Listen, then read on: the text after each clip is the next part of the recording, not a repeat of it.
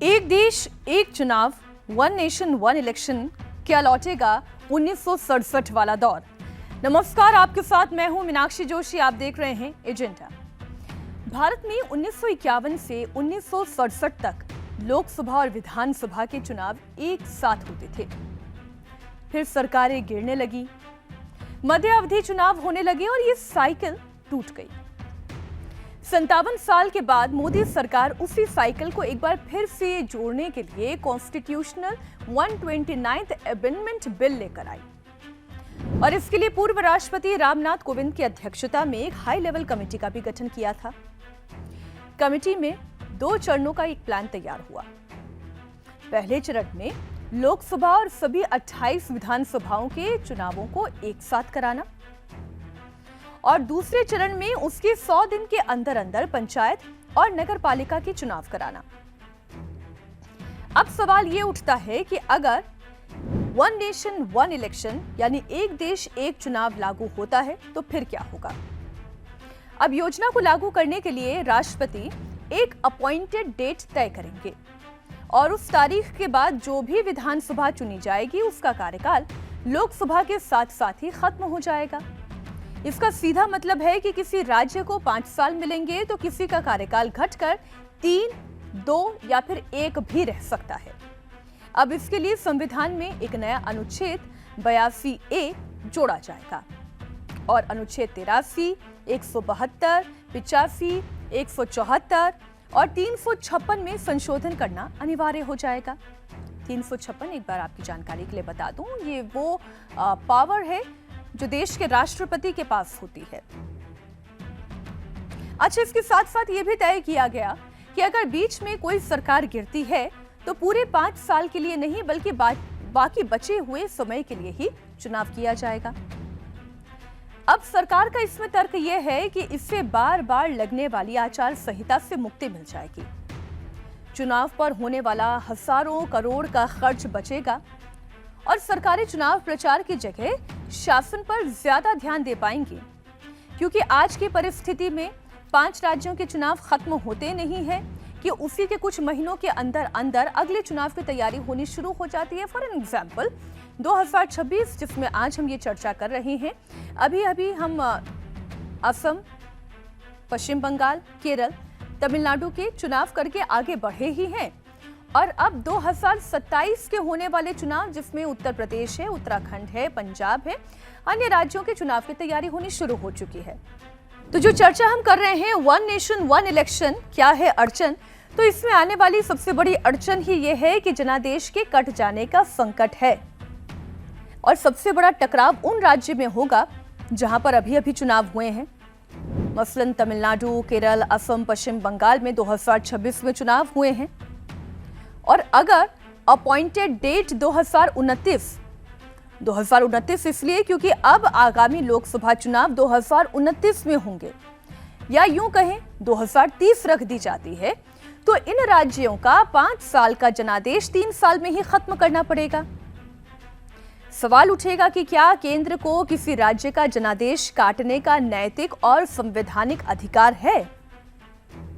अब अगला प्रश्न जो अड़चन का है वो ये लॉजिस्टिक और सुरक्षा का पहाड़।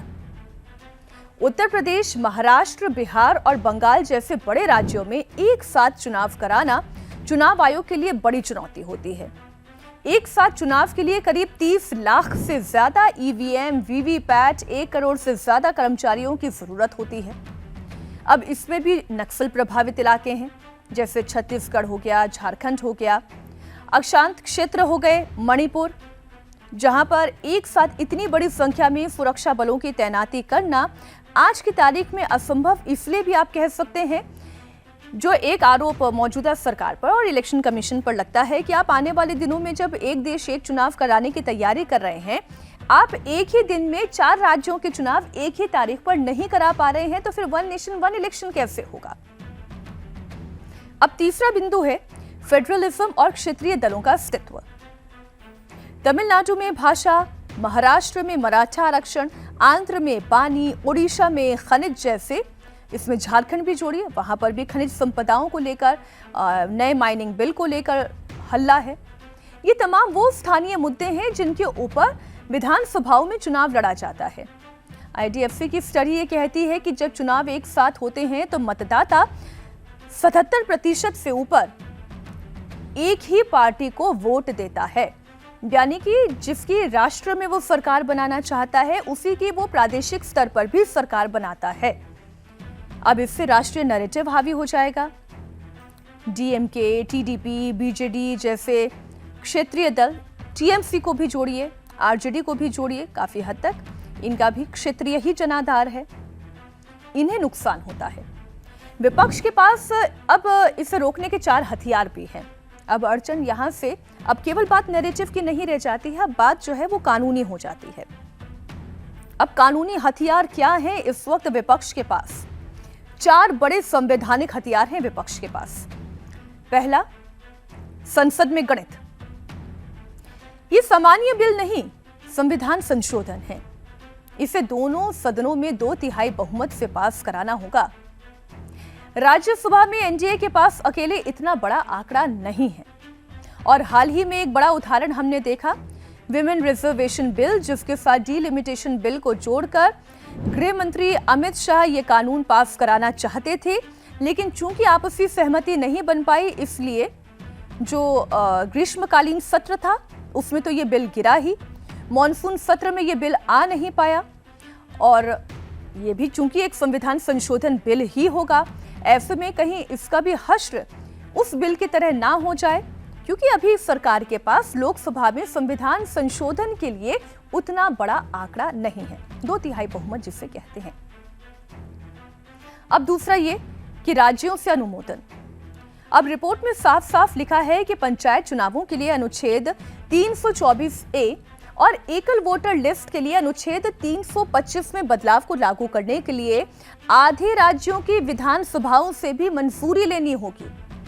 यानी कर्नाटक, हिमाचल, तमिलनाडु, केरल, बंगाल और झारखंड जैसे गैर एनडीए राज्यों में इसे आसानी से रोका जा सकता है।